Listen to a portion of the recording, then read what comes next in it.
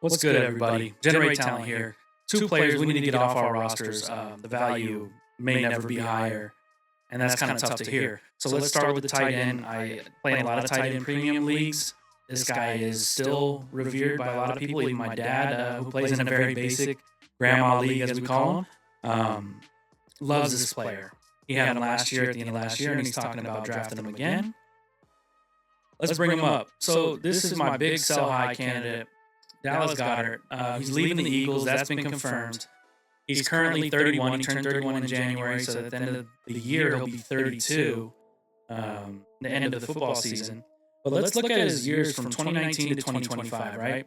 So 2025, obviously, his highest year he's ever had. That's kind of uncommon at age 30. We talked about the tight end years really start right around 25 to 29 are like the peak years. So Goedert tapped at 30, a little late bloomer maybe. But if you look at all of his stats prior to last year, he put up 185 points in our format. But before that, it was 103, 136, 141. Okay, so what gives? One, he was healthier. He put together 15 games, where he hadn't had 15 games played since 2021, and then the time before that in 2019. So the guy doesn't play the full season. That's already a knock, right? He had 590 yards last year, and that's supposed to be a good year. It was a bad year for tight ends, period. My boy Kyle Pitts finished at tight end 2, and people are sleeping on him. But let's stay focused on Goedert.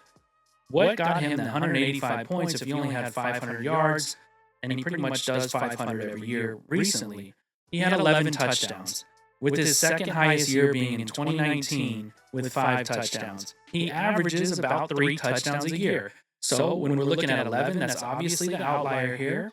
And this is a big sell, right? So he came in at tight end 7 last year, and he's been out of the top 12 for a good 3 years now. So this is a big outlier year. Easy sell on Goedert. Don't fool yourself. This guy's not hitting his prime at 32 with a new team, or 31, I'm sorry, with a new team. He is in free agency. Don't fall for this. Sell high. Dynasty leaguers, we got to be getting rid of Goedert here. All right, and I apologize before I really go in on this one because I'm passionate on this next one even more than Goedert. This one hurts. If you've watched the channel a little bit, you already know where I'm at with this. Let's go. You got to sell Michael Penix Jr. If there's any talent left to juice out of this value for Dynasty fantasy sports, get rid of Penix, right? So he's had 2 years to kind of prove himself. One, he's not healthy, so you can't help your club. When you're in the tub, looking at his picks, pretty good. Only 3 picks on each year, 9 touchdowns last year. But the problem is he loses games, right? So there's a couple different things I want to bring up with Penix. Let's start with the very scary picture. This might do it and do enough for you. This one kind of got me too. Let's just see the visual. I think I had it here. Well, bang! That's a crazy one to look at, right? With Michael Penix. And then thinking that things are going to get better after that. That was way back in college. You can see he's still wearing the Indiana gear. Had a great senior year, got drafted. But keep in mind, this guy's going to be 26 years old in May.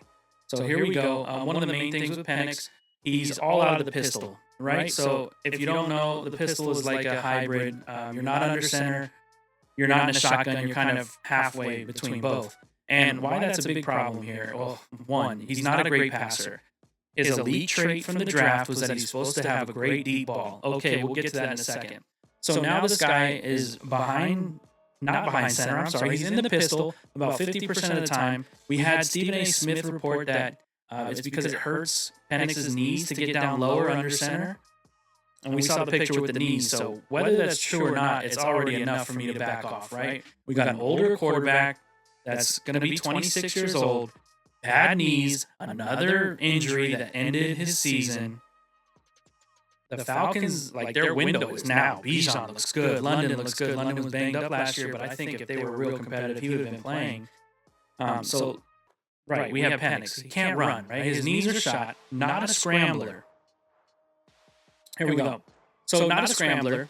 He's this doesn't get better, guys. I'm sorry. Not a scrambler. He plays in the pistol offense. I went to the University of Nevada, We pretty much created that pistol offense with Colin Kaepernick. You have to have a dual threat quarterback. Anyway, Penix not a dual threat quarterback. Penix is deep ball. This is supposed to be his elite trait. Let me remind you. This was the one where scouts are like, okay, can't miss. His deep ball is bread and butter. Not so. Last year, 33rd in catchable deep ball rate in 2025, and that's of throws of 20-plus yards. Now, you got a guy that in Drake London that can go get it, right? His 3-touchdown game, they're all pretty much jump balls in the end zone. Drake London's going to bail you out. But if you can't get him catchable, there's nothing we could do, right? Nothing Drake London's going to do. He can't haul anything in if it's not in the general vicinity. So, man, this one's going to hit even harder. So, the Penix deep ball, not as it's supposed to live up to. Knees are bad, coming off a rough surgery here. Let's put him up so you can see him, right? Let me put up a little diaper baby, too, because that's what I think of. This guy never takes off his do-rag. This is the guy that comes to his girlfriend's house, meets the parents with the dewy on. Okay? This one's going to hit hard. I'm sorry, guys. I had to put this in here. I don't like Mike Penix. I traded Mike Penix for Stephon Diggs for my championship roster last year. I don't even know if that looks good still. Like, that was always a bad trade. I was desperate. But here we go. I won the championship, so it counted. Not regretting it at all, because everything I see about Michael Penix just isn't positive, but this one's going to hit real deep. Now, before we get into this one, remember, this is Michael Penix. He went to Instagram pretty much begging for his job, Matt Ryan to give him a chance, coming off an injury, already an older quarterback, hasn't played a consistent season yet, 2 years in the league. Here we go. Ready for this one? Danny Parkins, shout out to you. This is a great stat. Wild stat. How many times this year did Mike Penix throw between the hashes? That means throwing out of the pocket, right? You want, first off, this is a pocket passer, right? He's not a scrambler. Can't scramble. So he better be able to pass, right? 10 passes out of the pocket last year. 10 pass attempts. That's not okay. You can't scramble, so why are you leaving the pocket? The offensive line isn't the worst in the league. So you got this guy that doesn't trust himself prior to surgery. Now he's coming off of surgery with his leg. So he's already not going to trust the pocket anymore. He's going to be less mobile, I would think, which he was already not very mobile. We saw he likes taking it out of the pistol. Not mobile, can't make passes in the pocket. So now he's outside the pocket. He's a 33rd ranked deep ball passer last year of over 20 yards. What are we buying here? What are we buying? Is it the potential? Because I'm out. I'm out on Mike Penix. I know I've said it before, but just I don't know what we're clinging on to. That he's 26? 26 is old now. Talking about quarterbacks, like, people getting drafted. Kyle Pitts is younger than Mike Penix. Kyle Pitts has played 5 years in the league.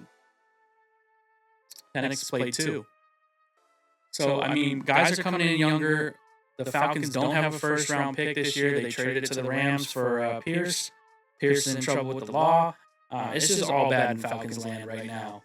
They did slap the franchise tag on Kyle Pitts. I think they'll probably end up moving him prior to the season just so they can get some youth. I don't know. I don't know what we're buying here. I don't think Mike Penix is going to be the signal caller to start the season. I think they go out and have to address the issue, go get Kyler Murray. There's no saying that Penix is going to be ready for camp. I know he has projected that he will be, but even on the Kay Adams show, Penix seemed a little hesitant to say that he is on schedule or ahead of schedule. So take what you want. I'm selling Goedert like yesterday. You know what I mean? 11 touchdowns when he usually averages 3. He gets about 500 yards, but now you're putting him in a new system, something you might have to learn. I'm good on Goedert, and I'm really good on Penix. Keep them both off your roster. I just don't think this Penix one's going to backfire in my face.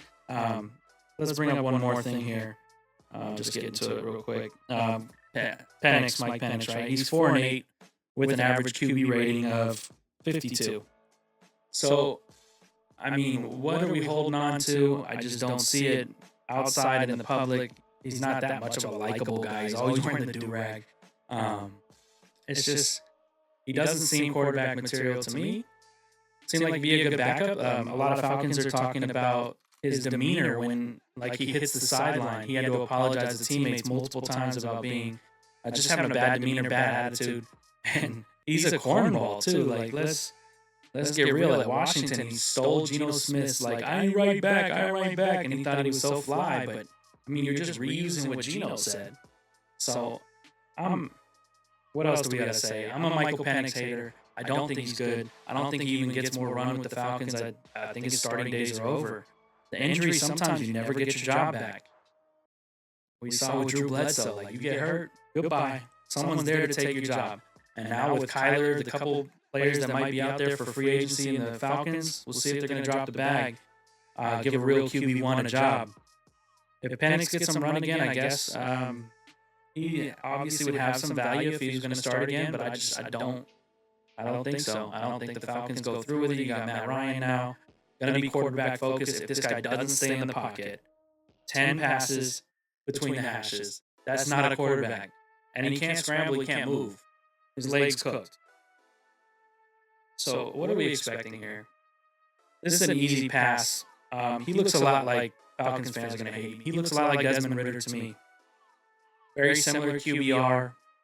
Desmond Ridder had a better win percentage with a younger Bijan and a younger London. Out on Penix, bro. Out on Penix. Out on this podcast. I'm out. Generate talent. Peace.